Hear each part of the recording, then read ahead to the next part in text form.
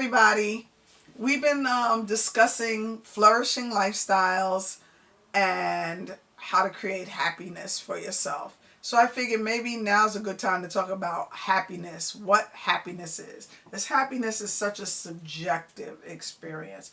What makes one person happy might necessarily be what makes you happy. And oftentimes we can't even understand what creates happiness for somebody else and why it does. So I want to talk about the different types of happiness that there are. The first type is mood. You know, when people ask, how are you? And that's fleeting. Moods can change from minute to minute, second to second. You can go through a conversation and start off in one mood, and by the time that conversation finishes, you have a completely different mood, or that activity, that you'll have a different mood. The second type of happiness comes through emotions. How are you feeling? And emotions are a little bit more stable than moods, but they're still fleeting, right?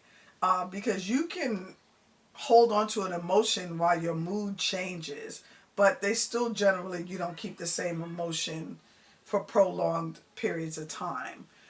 The third type of happiness is affective. And that's kind of like the background music of your life. And that's enduring. Most people have a general level of happiness that's with them no matter what's going on. And I'm going to take just 1 minute to explain this. So, affective style is the process by which people influence which emotions they have, when they have them, and how they experience and express these emotions. It's our emotional reactivity. There's research on emotions, and it identifies three general strategies to how we handle emotional reactions. The first strategy is to adjust your emotions to situational demands. Now, recently, I had a cousin who was fired from her job unjustly from her perspective. And, she was writing on Facebook about how initially when they fired her, she was trying to figure out what her emotions was. Was she sad? Was she angry about everything? And then she realized that she wanted to be grateful for what had happened, because she realized that they didn't really appreciate what she brought to the job, that they were stifling the employees there from trying to grow and really, really become fully actualized in terms of their positions and what it is they were able to offer and contribute to the place. So she created a strategy to adjust her emotions based on the situation and the demands of the situation. She wasn't going to allow herself to be sad and angry. She decided that she wanted to be grateful. So she changed her emotions. The second strategy is to conceal or suppress your emotions. And a lot of times we'll do that in our relationships. Things will happen and we'll be upset about it, but we make a choice not to let people know, our partner know, or our friends know, or our coworkers know how we're feeling, in that moment. So we'll suppress or conceal our emotions. And if you're a parent, you probably have done this a lot with your children.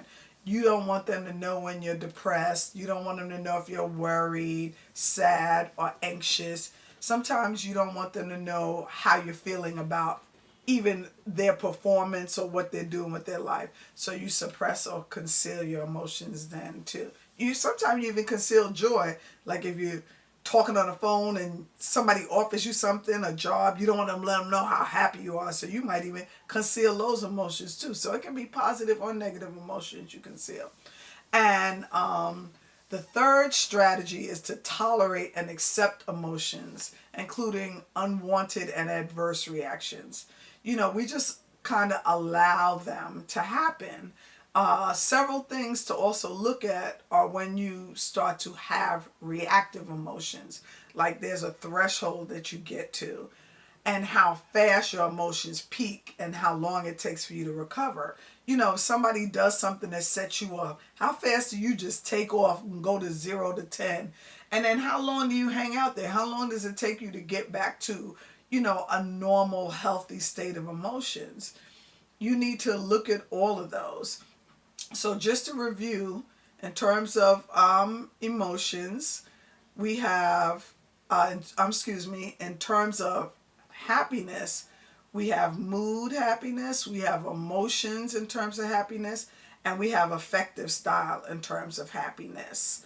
Um, and so there's a fourth type of happiness, and that's life satisfaction, which is also enduring.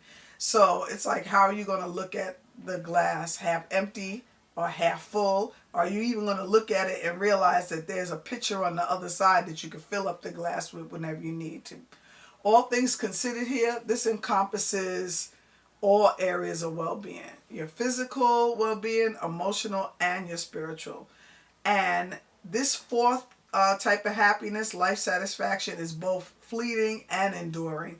Like there's a satisfaction that's underlying for you, but there are moments when you're just more satisfied than you are in others. The fifth area is flourishing. That's creating something that's better than neutral emotionally. We've been talking about that right from the beginning, how I want you to have a life that's better than neutral.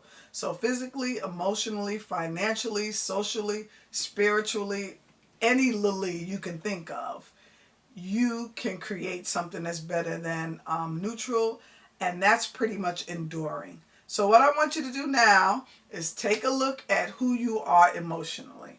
Is it working for you? Or are there areas that you would like to create a new possibility? If so, today is the day you get to choose something different. So here's to a happy life. I'll see you in the next video.